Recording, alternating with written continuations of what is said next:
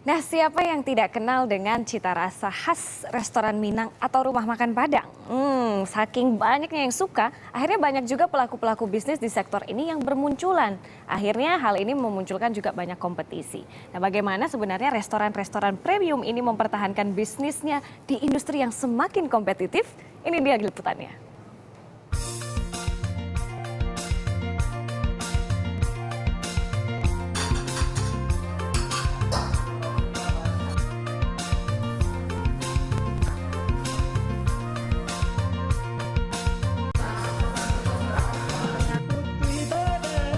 Apakah salah satu makanan favorit Anda adalah makanan khas tanah Minang? Rendang? Ayam pop? Dendeng balado? Semuanya memang pas untuk santapan makan siang atau malam dengan keluarga atau dengan kolega. Kepopuleran makanan tanah Minang ini begitu fenomenal sampai dinobatkan menjadi makanan terbaik dunia oleh Love Foods pada tahun 2011. Tak heran jika bisnis restorannya pun terus tumbuh. Yang baru makin menjamur, yang sudah ada sejak dulu juga tetap digemari. Salah satu restoran Minang yang sudah melegenda adalah Natrabu. Berawal dari bisnis tour and travel, National Travel Bureau atau disingkat Natrabu, dimulai Rahimi Sutan pada tahun 1958. Saat itu, penjualan tiket masih manual dan proses menunggunya lama. Rahmi ide untuk membuka rumah makan kecil agar pelanggan tour dan travelnya bisa dan tidak bolak-balik ke rumah mereka untuk mengambil tiket. Bisnis restoran kecil yang digeluti secara serius ini pun berkembang pesat. Walaupun semakin hari kompetisi semakin berat, baik dari sesama restoran Minang maupun restoran cepat saji ala barat. Keseriusan mengelola usaha dan manajemen bisnis yang baik menjadi kunci utama untuk bertahan. Dengan menerapkan sistem dengan karyawannya.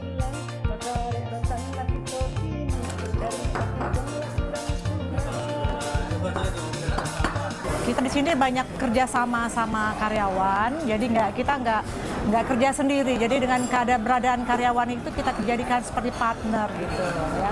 Jadi kayak karyawan itu kita jadikan sebagai di Natrabu itu kita jadikan sebagai sistem kita bagi hasil gitu ya. Kita ada 60-40 gitu.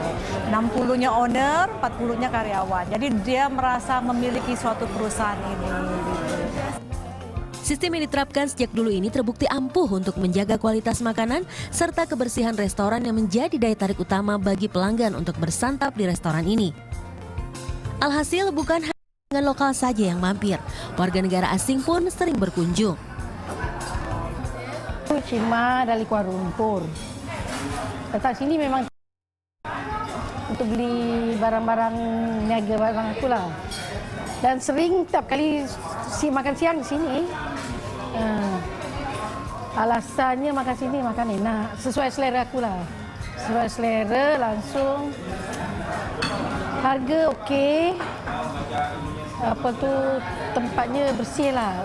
Kamar mandi pun bersih, ni pun bersih kan. Jadi senang lah.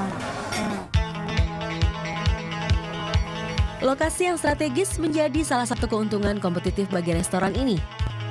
Berada sangat dekat dengan pusat bisnis dan perkantoran utama di Jakarta, restoran ini selalu ramai pengunjung di saat makan siang. Nah, pertama karena jaraknya dekat, terus kebetulan saya suka pedas juga, jadi pas sama selera saya. Di kantor sering ada acara rapat, kalau pas makan siang pasti pilihnya tuh di sini. Selain menjaga kualitas makanan dan restoran agar tetap memuaskan pelanggan, Natrabu juga jeli dalam melihat kesempatan untuk meraup bisnis yang lebih besar. Selain menawarkan catering dan pesan antar, Natrabu juga menawarkan jasa pernikahan. Kita juga ada kayak selain di sini tamu yang datang kayak walk-in guest makan itu, kita juga menyiapkan pesta pernikahan. Kita bisa ada yang mau nikah di sini, sudah termasuk pelaminan, sudah termasuk gedung, tidak perlu bayar segala macam ya. Dan kita bikin buffetnya yang bagus, semua pakai red carpet. Itu juga banyak tamu-tamu senang bikin acara pesta di sini karena mereka udah tahu oh makanannya makanan Natrabu sendiri gitu. Jadi pada senang. Dan di samping itu juga kita ada delivery order ya, orang yang nggak bisa ke sini bisa kirim ke tempatnya, apalagi orang kantor gitu. atau ada outside catering juga kita bisa juga.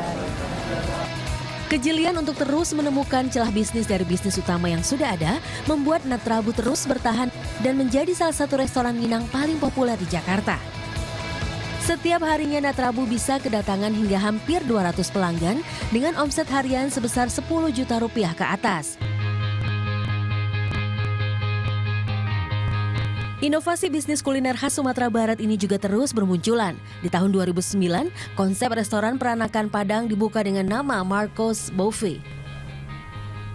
Menyasar para karyawan perkantoran dan kalangan menengah atas, restoran ini tidak terlihat seperti restoran makanan khas Padang biasanya. Mengutamakan kenyamanan interior dan cita rasa resep rumahan Padang, kini Marcos Buffet berubah nama menjadi Marco Bistro and Coffee House, sebuah restoran masakan Padang yang elegan dan modern. Jadi kalau untuk makanan Padang, biasanya untuk dapetin suasana yang nyaman mungkin agak susah.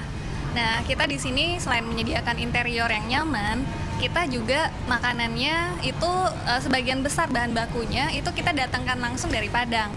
Jadi benar-benar otentik. Jadi kalau yang lain bilang otentik, tapi dengan bahan yang masih lokal, nah kita benar-benar datangkan bahannya dari Padang langsung. Jadi benar-benar otentiknya benar-benar terjaga. Selain itu kita menjaga hygiene-nya, jadi makanan yang kita sajikan itu memang benar-benar dibikinnya fresh. Jadi by order, makanan datang, customer baru cicipin makanannya. Perbedaan konsep dan menu menjadi strategi bisnis restoran ini bersaing dengan restoran serupa lainnya. Semua menu makanannya adalah resep turun-temurun Padang peranakan dan diramu oleh Chef Marco yang berasal asli dari Padang.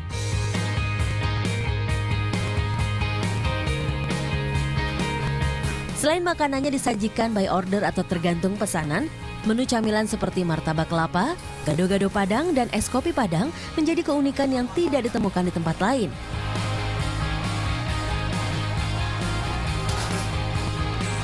Strategi bisnis lainnya adalah konsep bistro yang diusung.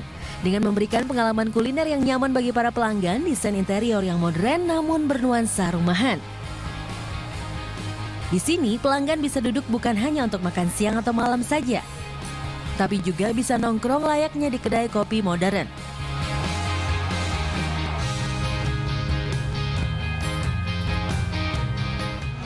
Oh, karena tempatnya enak, makanannya juga enak,